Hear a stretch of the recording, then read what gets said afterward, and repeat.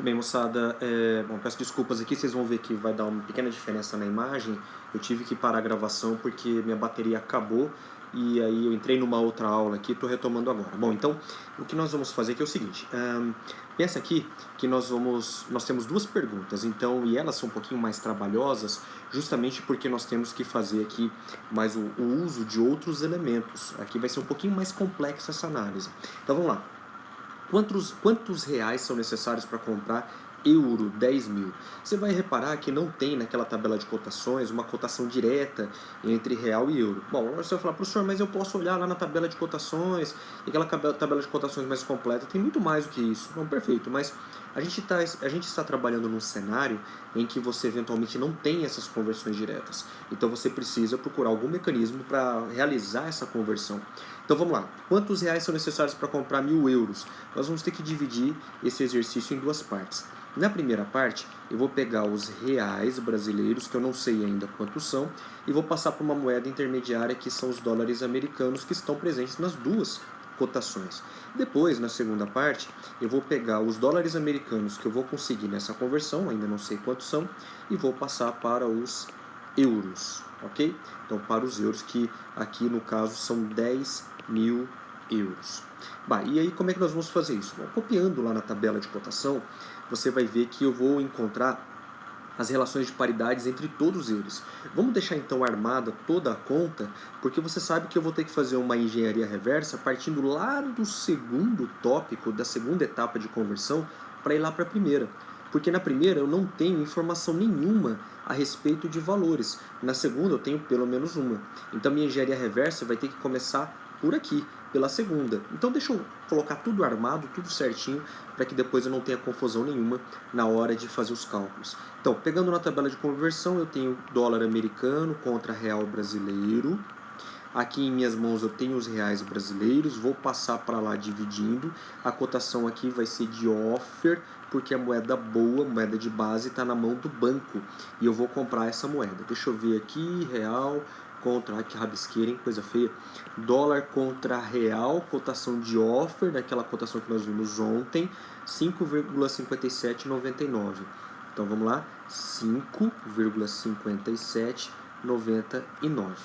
Como é que vai ser essa conta? Vai ser assim, ó, reais brasileiros, ainda não sei quantos reais brasileiros, vou deixar dentro dessa caixinha aqui, dividido pela cotação de 5,5799, vai dar um valor que eu também não sei de dólares americanos. Ainda não sei que valor é esse. Agora, na segunda etapa, eu vou pegar aqueles dólares americanos que eu vou trocar lá em cima e vou trocar pelos euros. Na tabela de cotação, o euro vem na frente. Ele é a moeda de base. Então, na minha mão agora, na segunda etapa, vai ter o dólar americano. Peraí, de onde eu consegui esse dólar americano? Lá de cima, ó. Olha aqui, ó. Lá de cima. Ele vai para aquela etapa. Deixa eu colocar aqui. Ele vai para essa etapa justamente para a gente poder fazer o cálculo. Bom, então, dólar americano vai passar para euro, operação de divisão. A cotação vai ser de offer de novo, justamente porque a moeda boa está na mão do banco e ele vai me vender. Vamos ver quanto que é a cotação. Euro contra dólar americano, nessa rabisqueira danada aqui. Offer está aqui, ó. Está em 1,0830. Então, 1,0830. Tá? Bom, e como é que vai funcionar isso aqui então? Vai ficar assim, ó. Eu vou pegar aqui os dólares americanos que eu vou obter nessa conversão, ainda não sei quantos são. Vou dividir pela cotação de 1,0830 e eu vou ter o equivalente em dólares, em euros, o equivalente a 10 mil euros. Lembra que eu vou ter que começar a engenharia reversa por aqui. Então eu vou fazer assim, ó. Vou pegar aqui, vou passar para cá, vou fazer o inverso e vou chegar lá. Então são 10 mil euros. O inverso da divisão é a multiplicação por 1,0830. Isso aqui vai dar o resultado. Eu vou fazendo e vou deixando no HP, porque daí fica mais fácil depois a gente fazer o cálculo emendando a galopeira. Então são 10 mil vezes 1,0830. Isso aqui vai dar então em 10 mil 10.830 dólares. É exatamente esse o valor que eu vou colocar aqui. Então, 10.830 dólares. De onde que veio esse valor? Esse valor veio lá de cima. Olha lá, veio lá de cima. Segue essa setinha aqui e você vai ver que ele foi obtido lá na conversão com real. Então, 10.830. Vou fazer engenharia reversa aqui de novo, para saber quantos reais eu tenho. Então, como é que vai ficar? 10.830 dólares. O inverso da divisão é a multiplicação pela cotação de 5,5799. Vamos ver aqui, vezes 5,5799. O resultado aqui, então, vai dar incríveis 60.430,3170 e qualquer coisa. Então, quantos reais eu preciso para comprar 10.000 euros? Nessa cotação que nós temos aqui, 60.430,32 aproximadamente. Ok? Bom, então é isso aí que a gente vai procurar nessa conversão. Aí você vê como é que o real está desvalorizado nesse período aqui em comparação com o dólar americano. Nós estamos passando por uma desvalorização cambial, porque o nosso câmbio está muito desvalorizado frente à moeda estrangeira. Próximo exercício. Agora quer saber quantos euros são necessários para comprar 100.000 ienes japoneses. Como é que nós fazemos? Mesma história, vamos dividir em duas etapas.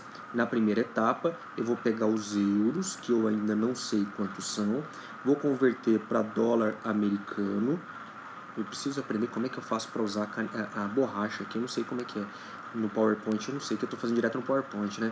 É o equivalente a tantos dólares americanos. Na segunda etapa, nós vamos pegar aqueles dólares americanos, que eu não sei quantos são, e vamos transformar em iene japonês, equivalente a 100.000. Aí nós temos um princípio teórico de desvalorização cambial aqui que eu vou explorar com você daqui a pouquinho. Vamos aproveitar esse exercício para isso também.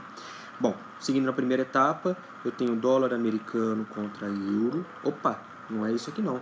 Lembra que se eu olhar lá na tabela de conversão, eu vou reparar que lá o euro vem na frente. Então, euro contra dólar americano. Nesse caso aqui, eu começo com a moeda de base na minha mão, passo para lá multiplicando. Como a moeda de base está na minha mão, ela é a mais importante nessa operação, vai ser cotação de bid. Vamos ver como é que fica a cotação de bid, euro contra dólar americano. Agora vai ficar desse lado aqui, 1,0826. Então fica 1,0826, tá? Como é que fica montada então essa equação? Euro, um valor que eu ainda não sei quanto é, inclusive essa é a resposta do meu exercício, multiplicado por 1,0826 é igual a uma quantia em dólares americanos, que eu também, a priori, não sei quanto é. Vixe, ficou feio pra caramba esse meu quadrado aí.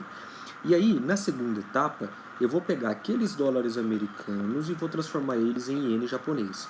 Eu vou começar a segunda etapa com dólares americanos na minha mão. De onde que vieram esses dólares americanos? Lá de cima. Então, eu vou passar para lá multiplicando, e aí eu vou ter a cotação aqui de bid. Por quê? Porque a moeda boa está na minha mão. O banco vai comprar essa moeda boa de mim e vai pagar mais barato por isso, porque o banco tem poder econômico para isso. Então, dólar americano contra iene japonês, cotação de bid dá 103,9300. Então, vamos lá.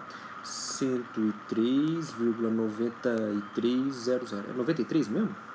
Isso, 9300. Muito bem. Então, como é que vai ficar isso aqui? Bom, mesma história, eu vou pegar dólares americanos, aquele tanto lá que eu não sei quanto é ainda, já vou saber daqui a pouco, multiplicar pela cotação de 103,9300 e eu vou ter o equivalente em iene japonês igual a 100.000 ienes. Vou fazer então a engenharia reversa aqui, passar de iene para dólar, fazendo o contrário da multiplicação, vou ter assim, ó, 100.000 dividido por 103,9300. Como é que vai dar isso aqui para mim? Então, vamos colocar na minha financeira 100.000 dividido por 103,9300. Isso aqui vai dar o equivalente a 962,186087, uns quebrados. Esse valor aqui em dólares americanos é exatamente o que eu vou colocar aqui. 962.186.087, etc. Como a gente está fazendo com valor direto na financeira, vai ficar legal para a gente fazer esse cálculo, porque a gente não vai perder nenhum centavinho e isso vai ser considerado na nossa resposta. Então tá bom. 962. Fazendo engenharia reversa daqui lá de cima, são os 962,186.087, paranã. Aqui o inverso da multiplicação é a divisão, divisão por 1,08, aqui 26. Isso aqui vai dar o resultado para mim, deixa eu ver, então dividido por 1,0826.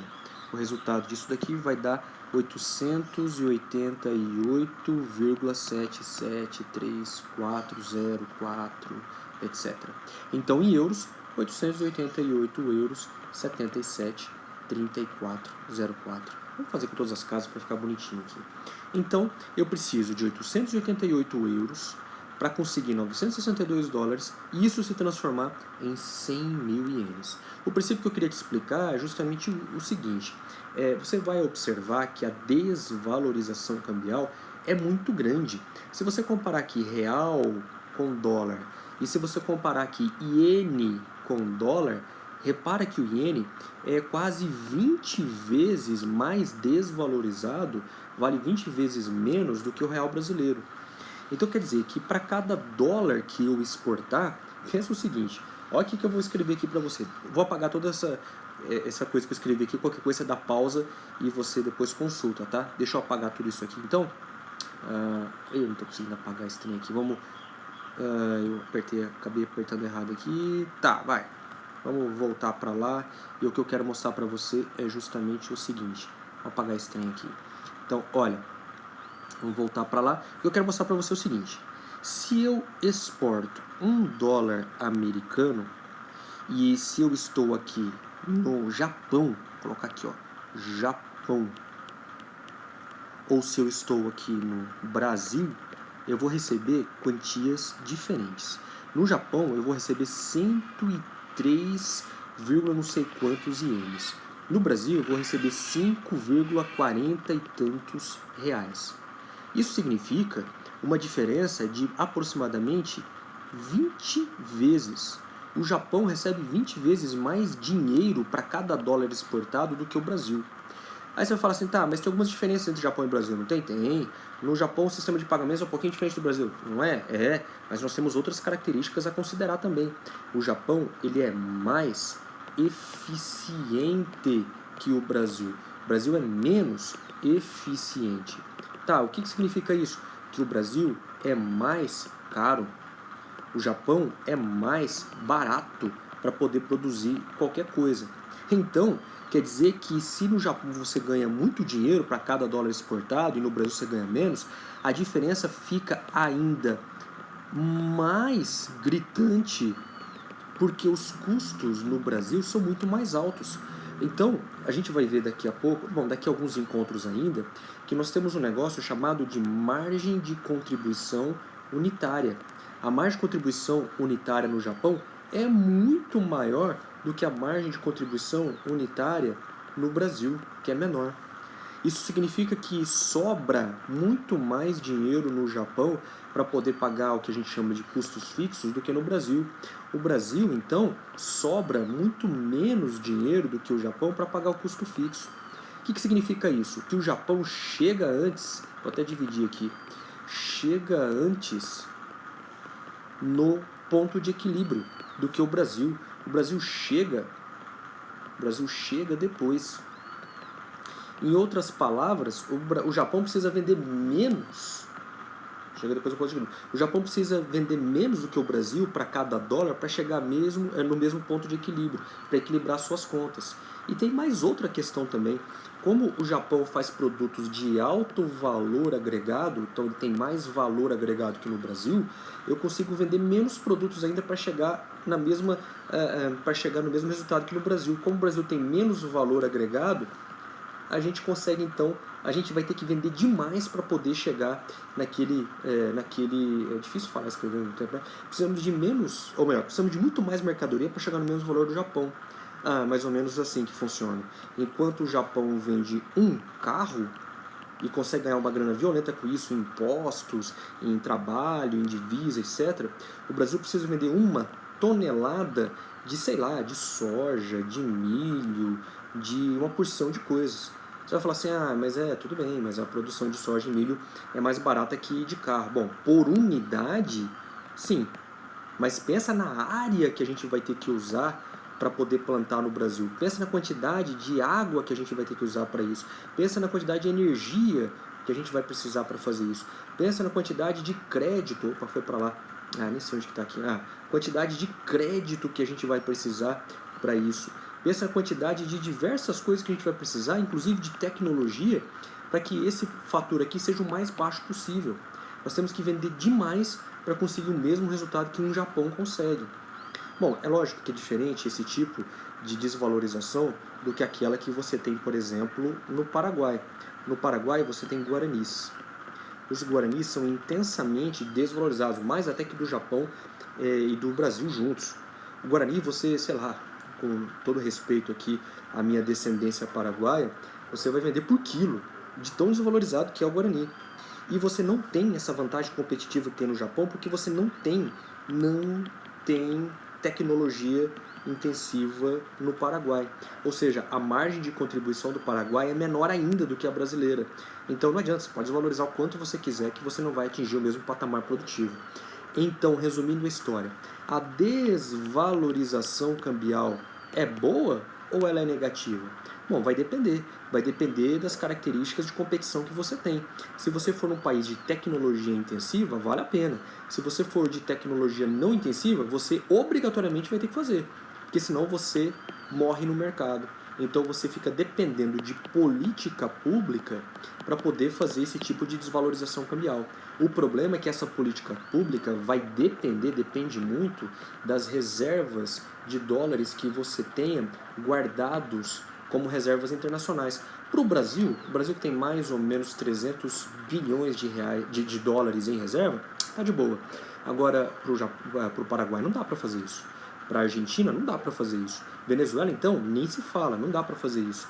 Peru não consegue fazer isso. O Chile mesmo não consegue fazer isso. Enfim, o Brasil consegue trabalhar com esse tipo de relação. Ok? Bom, isso aqui então, isso aqui mata a nossa essa parte da teoria que eu queria passar para vocês. Agora vocês, por gentileza, olhem o exercício que eu vou deixar à disposição no ambiente virtual. Eu não expliquei como fazer, é um exercício diferente, mas é um exercício que eu vou pedir para você tentar quebrar um pouco a cachola aí, judiar dos seus neurônios, porque você vai ter que usar tudo isso que nós fizemos aqui até agora e vai ter que tentar resolver o problema. Depois, obviamente, a gente vai fazer a correção juntos aqui. Mas é um exercício que vai valer como atividade pontuada e vai valer também como a sua presença. Ok? Obrigado, um abraço, até a próxima.